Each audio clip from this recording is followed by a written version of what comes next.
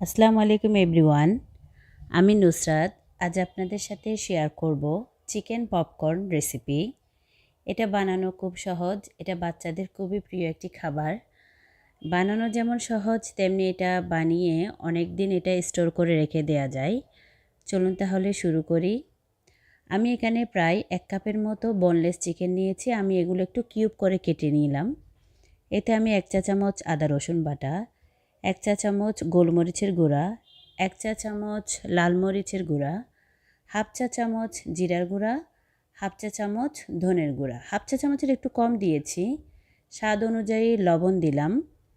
লবণটা আপনাদের পছন্দ মতো কম বা বেশি দিবেন। 1 চা চামচের মতো সয়া সস, 1 টেবিল চামচ আমি টমেটো সস, আর 1 টেবিল চামচ আমি চিলি সস দিয়েছি। আপনাদের কাছে যদি টমেটো সস বা চিলি সস যে কোনো একটা থাকে, যে কোনো একটা এখানে ইউজ করতে পারবেন। এবার আমি সব কিছু ভালোভাবে চিকেনের সাথে মাখিয়ে রেখে দিব। এটা আমি 10 মিনিটের মতো একটু ম্যারিনেশন করব।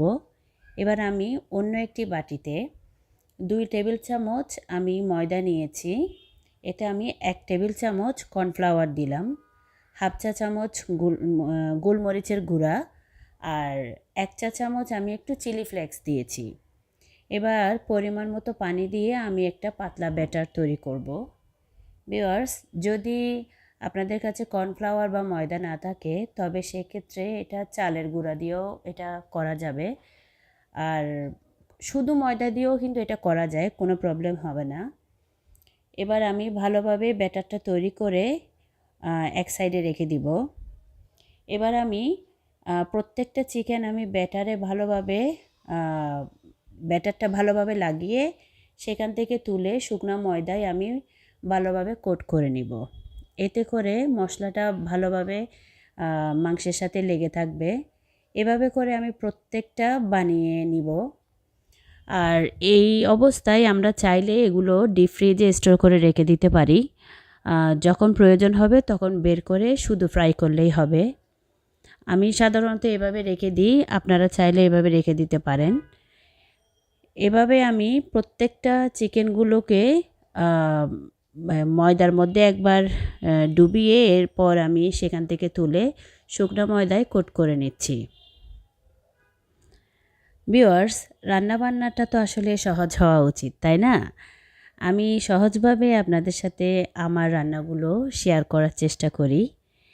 আমি একটি কড়াইতে আগে থেকে তেল গরম করতে বসিয়েছি। সেই তেলটা যখন ভালোভাবে গরম হয়ে গেল, তখন আমি একে একে চিকেনগুলো দিয়ে দিলাম। এবার আমি মাঝারি আঁচে চিকেনগুলোকে ভালোভাবে একটু ভেজে নিব। এগুলো যেহেতু বোনলেস চিকেন, তাই অনেকক্ষণ ফ্রাই করার দরকার হয় না। আর এটা অনেকক্ষণ ক্রাঞ্চি থাকে, যেহেতু আমি এখানে কর্নফ্লাওয়ার ইউজ করেছি। আর এভাবে করে আমি একে একে চিকেনগুলোকে ভেজে নিব। আর এটা শুধু বাচ্চাদের বললেই ভুল হবে, এটা বড়রাও খুবই পছন্দ করে। আর সাথে যদি আপনারা আপনাদের পছন্দ মতো কোনো সস, যেমন ধরেন মেয়োনেজ বা টমেটো সস, এগুলো দিয়ে যদি সাজিয়ে পরিবেশন করেন, তাহলে তো কথাই নেই। আমি শুধু টমেটো সস দিয়ে এটা সার্ভ করব। আর দেখে তো বুঝতে পারছেন ভিউয়ার্স, এটা কতটা ক্রাঞ্চি হয়েছে। আশা করব আমার আজকের রেসিপি আপনাদের কাছে ভালো লেগেছে। যদি ভালো লাগে তাহলে প্লিজ আমার ভিডিওতে লাইক, কমেন্ট, শেয়ার করবেন। ধন্যবাদ।